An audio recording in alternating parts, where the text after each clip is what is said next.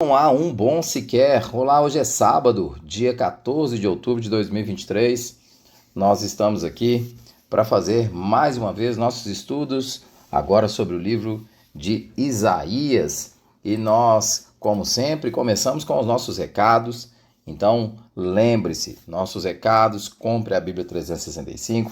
Ela vai te ajudar na leitura do texto bíblico. Se você comprá-la, ela divide a leitura do texto bíblico diariamente em um texto do Velho Testamento, um texto novo, um texto de Salmos, um texto de Provérbios.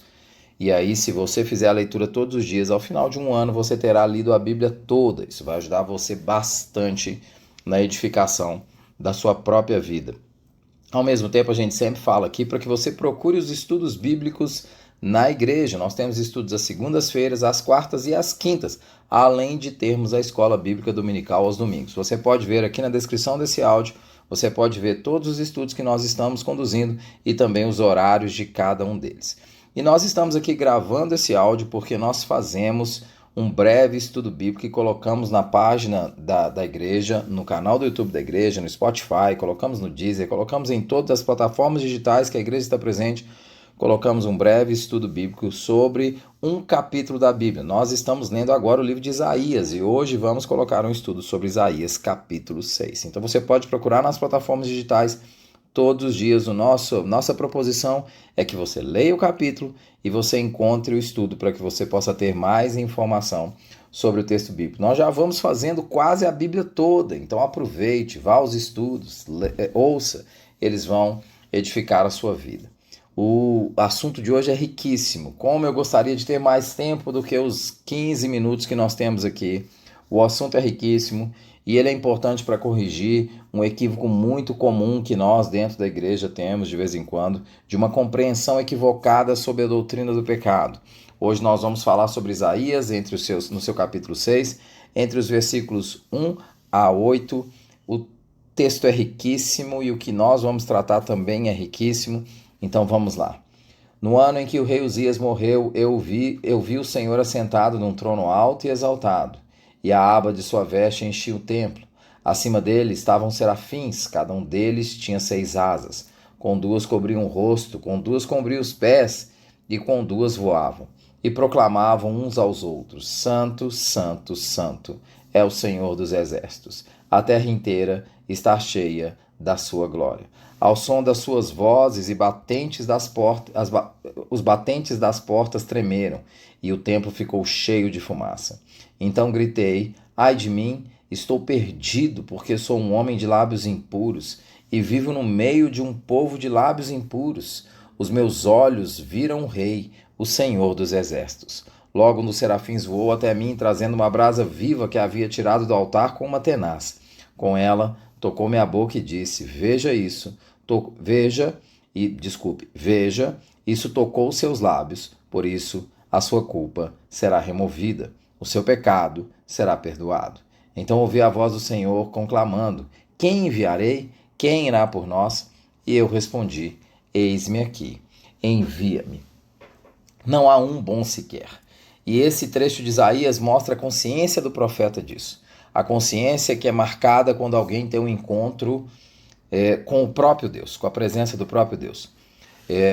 No capítulo 10 do livro de Marcos, no seu versículo 18, quando o jovem rico chega para Jesus e fala com ele: bom mestre, ele fala: por que você me chama de bom? Bom só há um que é Deus. E o capítulo 6 de Isaías é de uma riqueza tão ímpar e traz um conjunto de verdades tão latentes, tão fortes sobre a vida cristã, e nos mostra com clareza essa ideia de que só Deus é bom. Não há consenso específico se Isaías é chamado aqui no capítulo 6 de Isaías, ou se ele tem essa experiência que ele narra aqui como a experiência do sobrenatural dele, mas de alguma forma ele já havia sido chamado. Então não há consenso a respeito disso. Mas isso não é o que mais nos importa aqui. Como eu vim falando, esse texto mostra 2 aspectos muito relevantes. Primeiro, de que nós somos pecadores, uma doutrina do pecado que tem que ser uma doutrina sólida no nosso coração. E depois, sob a soberania de Deus. Eu vou tentar tratar os dois de maneira bem rápida aqui. O primeiro ponto é o de que nós compreendemos como doutrina do pecado ou de depravação total ou de corrupção total. Isaías tem um senso claro da grandeza de Deus quando ele encontra com o Senhor. Ele é tomado por um fascínio, literalmente tomado por um fascínio. E ele enxerga como ele e o povo de Israel é pecador. Esse vislumbre de percepção que Isaías tem só acontece porque ele tem um encontro com o próprio Deus. Então, vamos entender o que Isaías fala. Ele fala que ele é um homem de lábios impuros. Hoje eu vou ler o comentário do Dieter Schneider. Eu não sei nem se pronunciei correto, o trecho é um pouco grande, mas vale a pena ser lido. Acompanhe comigo. Porque sou homem de lábios impuros. O profeta não é tomado de fascínio pela extraordinária visão de Deus. Isaías não se lança nos braços desse Deus tomado por um amor fervoroso, mas recua diante do tremendo impacto da glória divina, em direção ao seu pecado. Não reconhece seu pecado humano por ter sido educado a ter consciência dele, mas o encontro com Deus o coloca frente a frente com essa verdade. O ai que Isaías proferiu sobre o seu povo em 5:8, eu vou ler aqui em 5:8 o que Isaías diz assim: ai de vocês que adquirem casas e mais casas, propriedades e mais propriedades, até não haver mais lugar para ninguém e vocês se tornarem senhores absolutos da terra. Ele vai dizer aqui, o Dieter vai dizer o seguinte: o ai que Isaías proferiu sobre o seu povo agora vale para ele mesmo. O próprio mensageiro do juízo está debaixo desse julgamento. No entanto, não é a transitoriedade nem a miséria da criatura que a expõe à morte em face da santidade de Deus. É seu pecado. Mas também não se trata de uma sensação vaga e indefinida de pecaminosidade. Em vez disso, ele é assaltado por uma percepção muito concreta do pecado humano. Aquele que tinha sido agraciado com a palavra de Deus e a transmitira de forma muito obediente, reconhece que tem lábios impuros. Assim como a atitude geral dos serafins se expressa no louvor que sai dos seus lábios, assim os lábios de Isaías e do povo ilustram o seu próprio comportamento exterior e interior diante de Deus. A palavra de Deus em sua boca não o transformou em um anjo. Afinal, Isaías já servia a Deus antes desse encontro especial com o Senhor. Suas profecias e repreensões estavam misturadas a uma atitude egoísta e humana, isto é, com pecado. E mesmo assim, eram palavras que claramente vinham de Deus e não dele mesmo. Tudo isso vem à tona porque ele reconhece: os meus olhos viram o Rei, o Senhor dos Exércitos. A impureza como tal está completamente separada de qualquer contato com o que é santo. Um homem impuro e um povo impuro são abominação para o Senhor. Isaías, porque encontra com Deus, tem um vislumbre claro, tem uma consciência clara do tanto que ele é pecador. Ele diz que ele é um homem de lábios impuros. Tem tanta coisa bacana para tratar aqui, eu vou tentar tratar de forma bem simples e rápida. A ideia é: o homem nasce bom e a sociedade o corrompe? John Locke dizia que o homem era uma tábua rasa e que ele vai sendo construído à medida que ele vive, porque a sua mente começa a ser escrita a partir dali. Rousseau dizia lá na sua obra do Contrato Social, em 1762, que o homem nasce bom e a sociedade o corrompe. Obviamente eu não tenho tempo aqui de ficar discorrendo e nem sou a pessoa habilitada para discorrer o que a filosofia diz sobre o bem ou sobre o mal na história humana. Entretanto, a escritura não mostra esse quadro que esses dois filósofos de referência que eu mencionei aqui mostram. A escritura mostra um cenário completamente pessimista sobre a natureza humana. Ela apresenta um cenário em que o ser humano não nasce neutro, em que o ser humano não nasce bom. Ele é mau, ele é perverso, totalmente corrompido. A doutrina cristã salutar mostra a radicalidade do pecado. E eu vou repetir isso. Qualquer doutrina cristã salutar mostra a radicalidade do pecado. Isso não significa em absoluto que o homem tenha deixado sua dignidade, deixou de ser imago Dei, deixou de ser imagem de Deus, nem que ele fará todo o mal que ele é capaz de fazer e tão pouco que ele não possa fazer nenhum bem. Não significa isso. Essa doutrina destaca a incapacidade total do homem chegar até Deus. Por quê? Porque ele é mau. Nós vemos em Isaías 6, de 1 a 6, a consciência do profeta dessa realidade. Ele foi tomado da consciência dessa realidade. Mas isso só vem porque Deus graciosamente mostra-se a ele. Então é importante a gente entender que nós somos pecadores, nós somos falhos, mas nós não teremos esse vislumbre de que somos pecadores se a grandeza de Deus não nos tocar.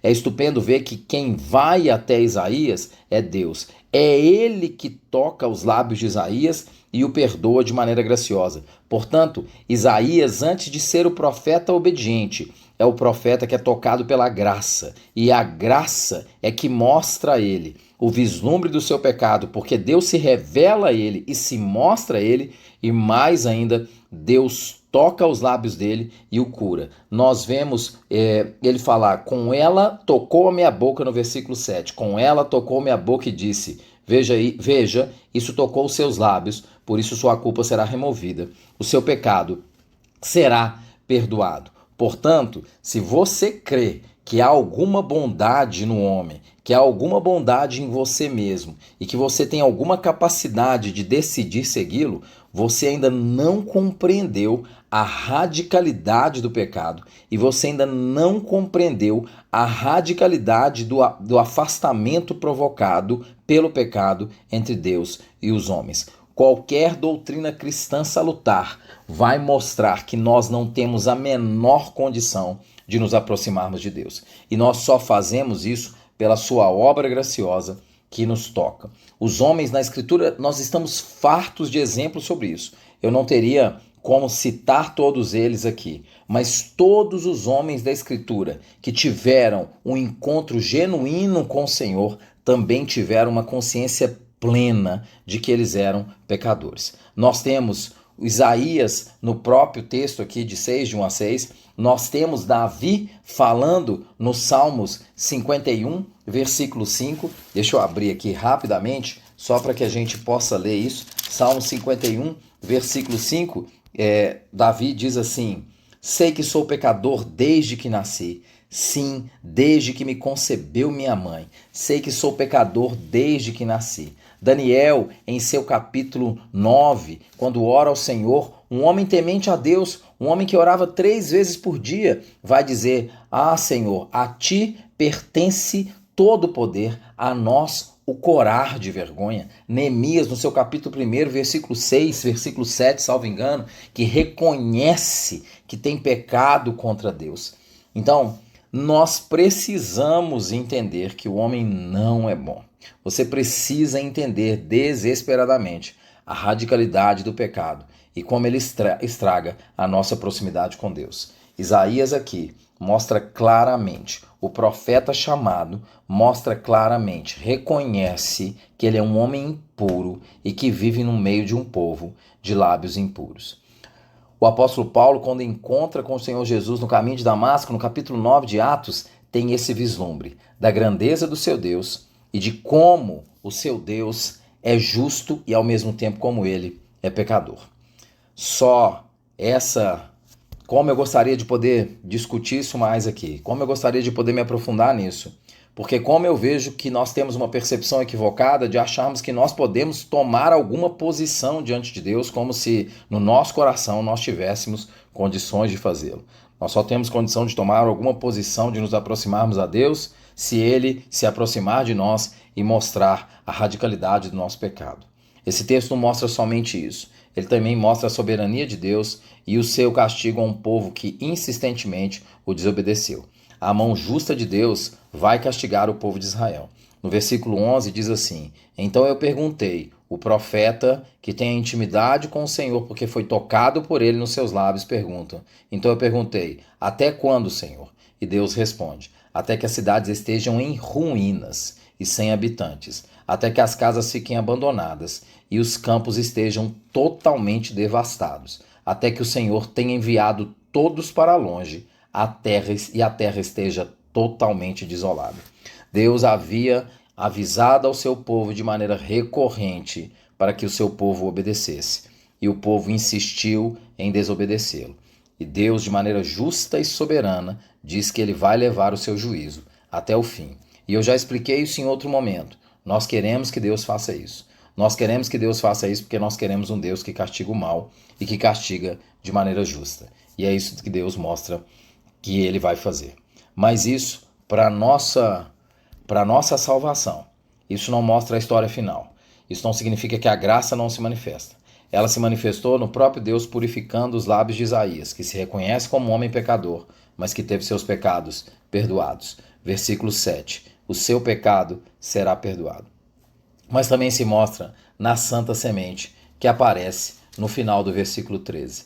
E ainda assim, ainda que 1/10 fique no país, estes também serão destruídos. Mas, assim como o terebinho e o carvalho deixam o tronco quando são derrubados, assim a santa semente será o seu tronco. Apesar dos pesares, a santa semente ainda estará lá. A santa semente ainda vai ter um pequeno vislumbre do renascimento. É por isso que Isaías é o livro que mostra o juízo de Deus, mas também mostra a sua graça. Eu queria poder ler aqui para você um pouquinho sobre esse versículo 13, mas o meu tempo já se estendeu. Eu queria que você pensasse numa aplicação prática, porque eu tenho sugerido isso aqui nos estudos. Como é que você enxerga a sua natureza diante de Deus? Pense um pouco nisso. Que Deus te abençoe.